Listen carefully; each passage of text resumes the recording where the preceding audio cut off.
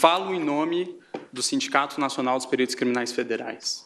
A pertinência temática de nossa intervenção vem da Resolução 23.550, editada pelo TSE, que indica quais são as instituições competentes a participar do processo antecipado de fiscalização e auditoria dos programas de computador que compõem a urna. Dentre essas instituições está o Supremo Tribunal Federal e também está o Departamento de Polícia Federal, dentro do qual os peritos criminais federais com especialização em informática são aqueles que têm habilidade para interferir. E o fizeram. Participaram do teste público de segurança do Sistema Eletrônico de Votação. Teste esse que foi composto, talvez, pelos maiores nomes da computação no Brasil. E o resultado foi que esses profissionais conseguiram, sim, encontrar diversos vícios, diversas falhas no Sistema Eletrônico de Votação. A título de exemplo, conseguiram esses profissionais fazerem ataques ao sistema de inicialização da urna. Conseguiram gerar um boletim de urna falso. Conseguiram também obter a chave criptográfica da urna. Conseguiram ainda, e o que é mais grave, recuperar a ordem do RDV, que é o Registro Digital do Voto, e é o que garante o sigilo do voto. E, portanto, conseguiram identificar qual era o primeiro, o segundo, o terceiro voto de cada um dos eleitores. Senhor presidente, o senhor me permite? Eminente advogado, eu queria perguntar a Vossa Excelência se esse é um teste oficial, foi divulgado, sim, quando foi feito, como foi feito, sob os auspícios do TSE. O TSE já porque fez. Queria dizer a Vossa Excelência que, quando fui presidente do TSE, isso não significa absolutamente nenhuma antecipação de voto, opinião, nós fizemos uma auditoria pública por meio de edital, com personalidades que testaram a rigidez das urnas e que foram recrutadas, ou se habilitaram, melhor dizendo, a esse teste, pessoas oriundas da academia, das Forças Armadas, particulares, e naquela ocasião, depois de uma semana de testes intensivos, nenhuma falha nas urnas foi encontrada. Então, eu queria apenas que Vossa Excelência, se pudesse, esclarecesse que tipo de teste é esse que foi feito e quando foi feito, sob os auspícios de quem, a pedido de quem e como é que isto foi divulgado. Os testes foram feitos... a participação, se possível, agregando a Vossa Excelência, do próprio Tribunal Superior Eleitoral, que faz esses chamamentos públicos diuturnamente. Os testes... Porque essa, senhor presidente, é uma imputação muito séria. Da maior gravidade. Da maior gravidade. Séria, e precisa verificar a verossimilhança disso.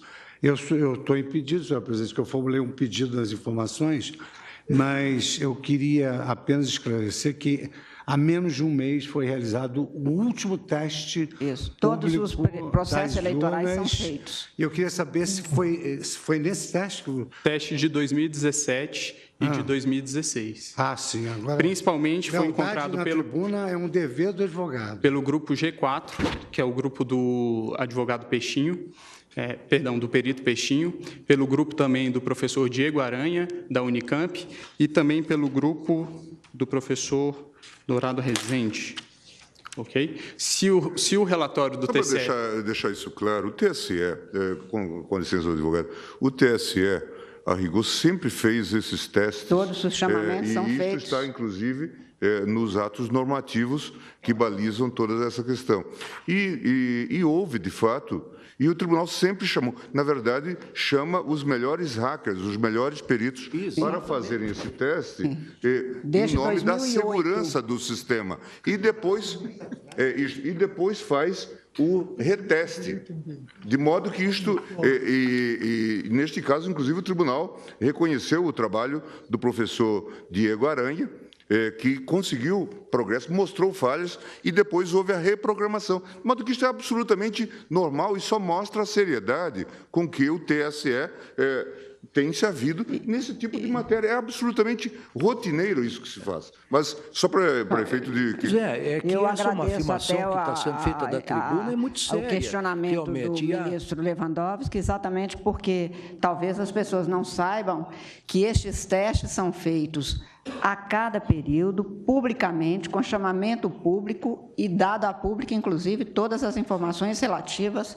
mas Vossa Excelência continue e eu darei o interregno do questionamento. Obrigado, e apenas em resposta ao questionamento, o relatório a que me refiro é o relatório mencionado pelo ministro Gilmar Mendes e que está disponível no site do TSE. A minha indagação, o último reteste feito é de 2018, esses 2017. É 2017. 2016, 2009, 10, 16 e 17.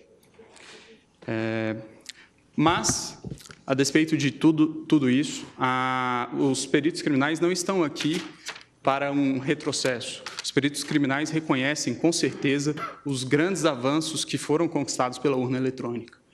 E é bom que fique bastante claro que a impressão do registro de voto não é um adeus ao voto eletrônico. O voto eletrônico permanece sendo um voto eletrônico, apenas com mais um mecanismo de auditoria.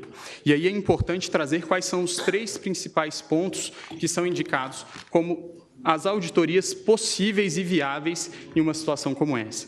Indica os técnicos responsáveis pela elaboração do sistema, que o RDV seria o registro digital do voto, seria um mecanismo para se apurar, se embaralhar os votos e se apurar a quantidade de votos. É bem verdade, mas esse sistema, o RDV, apenas permite apurar se foi adicionado ou excluído algum voto, e não se o voto foi registrado devidamente como o eleitor confirmou no momento que apertou o botão. O boletim de urna, do mesmo modo, ele permite sim uma auditoria, mas ele permite a auditoria da conferência conquistada escrito no boletim de urna com os resultados que foram apresentados no site do Tribunal Superior Eleitoral. Mas ele não permite, novamente, se verificar se o voto foi registrado de maneira adequada. E, por fim, a votação paralela, que resolveria essa situação que apresento, que seria o ato de se pegar algumas urnas no dia da eleição e fazer a simulação de uma votação para se verificar se a urna registrou adequadamente os votos.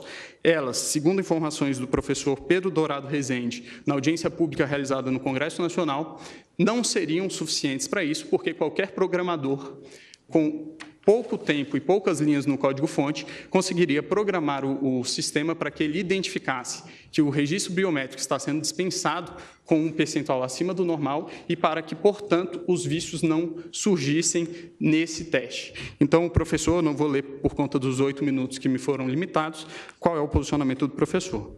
E indica ainda o professor Diego Aranha, que existe ainda a possibilidade de fraude interna. Obviamente, os peritos criminais não estão aqui a dizer que existe algum tipo de fraudador dentro do TSE, nunca diremos isso e acreditamos que todos que estão lá são corretos. Mas o que está a se dizer aqui é que a democracia de um país não pode estar sujeita ao controle de alguns poucos técnicos que têm acesso ao código-fonte e também às chaves criptográficas. É necessário haver um controle do controlador. Garantir a auditoria ao próprio sistema eletrônico que se pretende ver se está sendo fraudado ou não, é garantir ao fraudador fraudar a própria auditoria. Então, a impressão do voto, ele permitirá que, em eventual situação de dúvida a respeito da rigidez do processo de escrutínio, possa haver efetivamente uma auditoria. E em relação a algumas das preocupações que foram trazidas pela Procuradora-Geral, várias delas já foram respondidas por uma resolução que veio a ser editada posteriormente pelo TSE, que é a Resolução 23.521, que dispõe, inclusive, como funcionaria no caso de a urna dar um problema, a impressora travar. Dispõe a resolução que existirá também uma impressora de contingência, haverá um lacramento sem contato humano para que essa impressora possa ser substituída.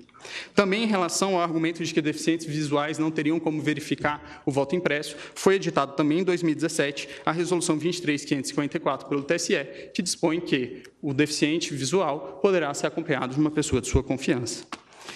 Sobre o risco também de que, durante uma pane da impressora, o fiscal de urna poderia chegar e ver qual é o voto daquela pessoa que está dentro da cabine, esse argumento também não me parece bastante plausível, tendo em vista que a urna eletrônica também pode travar com a sua tela congelada e também um fiscal de urna teria que entrar para trocar pela urna de contingência. O Brasil, excelentíssimos ministros, é o último país que ainda adota o sistema DRE sem o VivPET. O VivPET é exatamente isso que nós estamos falando, que é a impressão do registro. Países que em algum momento já adotaram o sistema que hoje adotamos, já o abandonaram. A título de exemplo, Alemanha, Bélgica, Holanda, Irlanda, Inglaterra, Rússia, Índia, Estados Unidos, Canadá e México. Por fim, excelências, utilizaria aqui mais uma vez a fala do professor Diego Aranha, que o ministro Gilmar mencionou, quando se trata dos argumentos de preço de viabilidade temporal. E aí eu vou tomar a liberdade de ler nesses meus últimos minutos. Diz o professor: é inegociável a existência de um registro físico para fins de transparência. Em situações de vitórias cada vez mais apertadas, não se pode ter dúvida sobre o resultado correto das apurações. Sobre a questão orçamentária, eu gostaria de finalizar dizendo que a possibilidade de auditoria de uma eleição não deveria ter preço. Esse é o requisito de qualquer eleição, provar para os participantes que o resultado é acurado e honesto. Isso não deveria ser negociável. A discussão, se não é possível acomodar no sistema atual brasileiro, para que ele possa ser transparente, inverte completamente a sequência lógica das coisas. Transparência é um requisito. E ainda em relação ao preço, são vários os exemplos que podem ser encontrados na rede mundial de computadores de gastos semelhantes com coisas que, acredito eu, não tragam tantos benefícios à democracia do país. A título de exemplo, o governo federal gastou 800 milhões de reais em publicidade no ano de 2017. O valor estimado para a impressão do voto, é de 2 bilhões de reais. Por fim, inexiste inconstitucionalidade no dispositivo. O dispositivo, a nosso ver, apenas torna mais constitucional o estado de coisas constitucional que já existe, e é nesse sentido que os peritos criminais federais requerem que seja julgado improcedente os pedidos da inicial. Agradeço a atenção de todos.